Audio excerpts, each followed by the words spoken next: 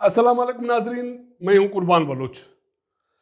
आज हमारा मौजू अफ़गानिस्तान है, क्योंकि कोई कहता है कि अफ़गानिस्तान अवाम ने गुलामी की जंजीरें तोड़ डाली, कोई कहता है कि अमेरिका को वियतनाम के बाद शिकस्त हुई, कोई कहता है कि तालिबान और अमेरिका का मुआहदा था जिसकी वजह से तालिबान आए और अफ़गानिस्तान में छा गए। अफ़गान सदर अशरफ गनी भाग गया, उससे पहले उसका कमांडर अब्दुल रशीद दोस्तम भाग गया, जिसका सारा सीना तमगों से भरा हुआ था, लेकिन जब भागा तो कोई पता नहीं चला कि वो भागा कहाँ भागा। ये एक रुख है अफ़गानिस्तान का कि तालिबान आए और तालिबान छा गए। अफ़गानिस्तान का एक दूसरा रुख है जो मैं कोशिश करूंगा कि छोटे क्लिप्स के ज़रिए आपको दिखाने की कोशिश करूंगा, क्योंकि 3 दिन हुए अफ़गानिस्तान में तालिबान के कब्ज़े को, उसके बाद कुछ पता नहीं कि दूसरा रुख वहाँ क्या था। लेकिन आस्ता आस्ता चीज़ें जब वहाँ थमने लगी तो बहुत सारे मनाजिर सामने आने लगे, जिससे ये लगता है कि अफ़गानिस्तान में तालिबान आए तो सही, लेकिन क्या वजह है कि वहाँ के अवाम ने, वहाँ के लोगों ने उनका इस्तकबाल नहीं किया, उनको फूल पेश नहीं किए, और तालिबान के कब्ज़े के 2 दिन के बाद वहाँ मज़ाहमत शुरू हुई। और वो मज़ाहमत कौन कर रहे हैं? वहाँ के अवाम कर रहे हैं, ख़वातीन कर रहे हैं और आम आदमी कर रहा है। पाकिस्तानी मीडिया हो या आलमी मीडिया, फिलहाल सिर्फ ये चीज़ ज़ेर बहस है कि तालिबान आए और छा गए, और कैसे छा गए। क्या वहाँ के लोगों ने उनको वेलकम किया? लोगों की सपोर्ट की वजह से वहाँ कोई मज़ाहमत नहीं हुई? अमेरिका ने जो 3 लाख अफ़गान फौज तैयार किया था, जदीद असला उनके पास था, उनके पास लड़ाके तैयारे थे, उसके बावजूद मज़ाहमत क्यों नहीं हुई? इसके हवाले से अमेरिका पर इल्ज़ामात हैं, दूसरे ममालिक पे इल्ज़ामात हैं, पाकिस्तान भी इल्ज़ामात के ज़द में है। हम इसके अलावा इस चीज़ को डिस्कस करेंगे कि तालिबान वहाँ आए, क्या लोगों ने उनकी पजीराई की, उनका इस्तकबाल किया, और लोगों की ताउन की वजह से वहाँ कोई मज़ाहमत नहीं हुई, या वहाँ सोसाइटी, उसमें अफ़गान अफवाज हो, अफ़गान सदर हो, रशीद दोस्तम हो, उनको भी करप्शन ज़िदा समाज की वजह से कोई हिम्मत नहीं हुई कि वो तालिबान के साथ लड़ सके। पहला मंजर है, अफ़गान तालिबान काबुल में दाखिल हो रहे हैं। उसके बाद काबुल एयरपोर्ट पे बैरूनी तैयारे आते हैं, और वहाँ के जो शहरी हैं अमेरिका के, यूरोप के या दूसरे ममालिक को, उनको निकालने की कोशिश कर रही हैं। तो ये एक मंजर है। अमेरिकी लड़ाका तैयारा है, अमेरिकी सफारतकार और बाकी अपने अमले के लोग निकालने के लिए काबुल एयरपोर्ट से फ्लाई करने की कोशिश कर रहा है। और ये हज़ारों लोग हैं, अफ़गान हैं, जो तैयारे के साथ भाग रहे हैं, और उनकी कोशिश ये है कि वो किसी भी सूरत में अफ़गानिस्तान से निकल जाए।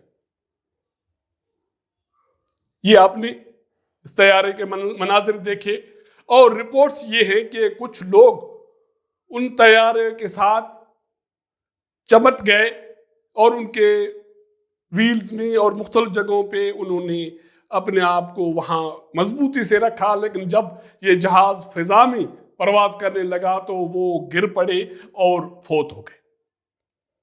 अगर तालिबान तब्दील है और तालिबान पुरअमन तरीके से अफ़गान चलाने आए हैं और अफ़गान लोगों ने उनका इस्तकबाल किया, तो हज़ारों लोग अफ़गान शहरी वहाँ से भागने की कोशिश क्यों कर रहे हैं? एक बड़ा सवाल है। दूसरा बड़ा सवाल ये है कि अफ़गान तालिबान ने फ़िलहाल फौरी तौर पर ये ऐलान किया कि हर किसी के लिए माफ़ी होगी, ख़वातीन काम करें, लोग आम लोग ड्यूटी पे आ जाएं, काम करें, लेकिन उसके बावजूद एक खौफ की फ़िज़ा वहाँ मौजूद है کہا یہ جا رہا ہے کہ مختلف شہروں میں اسکول کھولے تو گئے لیکن وہاں بچیوں کو اسکول جانے کی اجازت نہیں دی جا رہی۔ یہ جلال آباد کا منظر ہے، افغانستان کا دوسرا بڑا شہر ہے۔ وہاں لوگ افغان طالبان انقلاب کے تیسرے دن مظاہرہ کر رہے ہیں۔ انہوں نے طالبان کے جھنڈے مختلف عمارات سے اور پلوں سے اتارے اور وہاں افغان قومی جھنڈے لہرائے، جس کی وجہ سے طالبان فورسز نے ان پہ فائرنگ کی، اور اطلاع یہ ہے کہ بہت سارے لوگ وہاں اس فائرنگ سے زخمی ہوئے ہیں، اور بہت سارے لوگ، میں اس کو شہید کہوں یا یہ کہوں کہ فوت ہو گئے، کیونکہ اگر وہ بے گناہ اپنی اظہار آزادی کے وجہ سے مارے جاتے ہیں تو رتبہ تو ان کا شہید والا بنتا ہے، لیکن اب دیکھنا یہ ہے کہ ہمارا معاشرہ، یہ دنیا، یہ عام جو لوگ مارے جا رہے ہیں ان کو کیا لقب دیتی ہے۔ اس کے بعد دوسرا منظر ہے افغانستان کا شہر خوست ہے۔ اس میں بھی لوگ گھروں سے باہر نکل آئے، شہریوں نے مظاہرہ کیا، احتجاج کیا، اور ایک چھوٹی سی پل ہے اس پہ طالبان کے جھنڈے تھے، وہ انہوں نے اتارے اور افغانستان کے قومی پرچم وہاں لہرائے۔ سنا ہے کہ وہاں بھی مزاحمت کی صورتحال ہے۔ یہ چھوٹے چھوٹے کلپس ہیں جو مختلف سوشل میڈیا پہ اب شیئر ہو رہے ہیں۔ یہ طالبان کے قبضے کے 3 دن کے بعد کی صورتحال ہے۔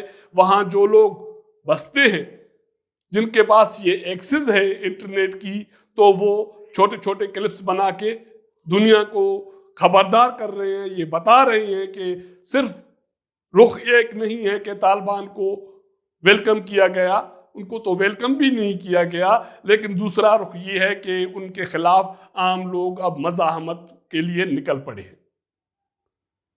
اس کے بعد ایک دوسرا منظر ہے، وہ بھی میں آپ کو دکھا رہا ہوں۔ یہ اسد آباد ہے، کنار صوبے کا دارالحکومت ہے۔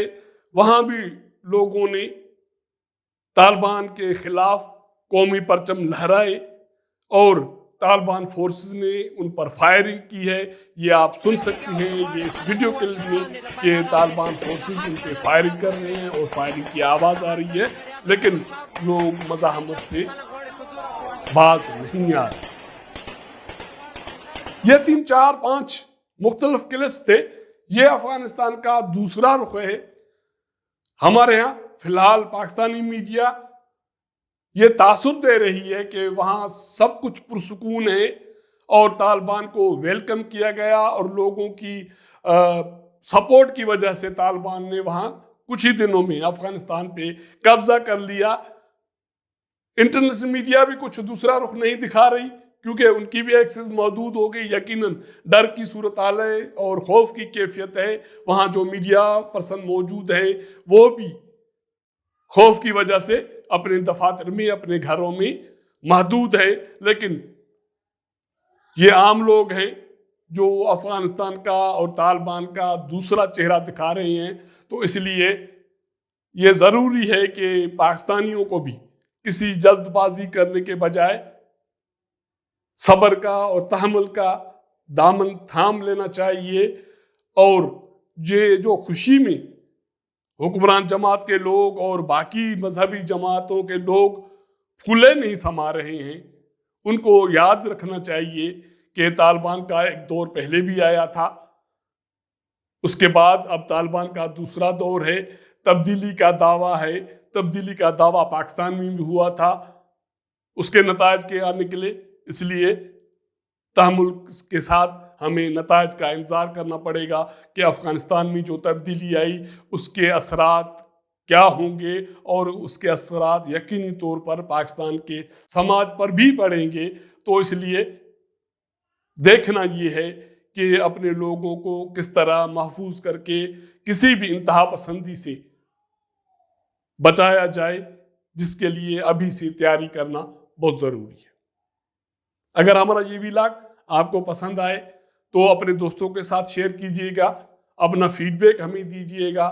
ہم کوشش کریں گے کہ افغانستان صورتحال ہو یا پاکستان کی صورتحال، روایت سے ہٹ کر جو چیزیں ہمارے علم میں آئیں آپ کے ساتھ شیئر کریں. تو آپ کے ساتھ ملاقات کریں گے اگلے پروگرام میں. تب تک اجازت دیجیے گا. اللہ حافظ.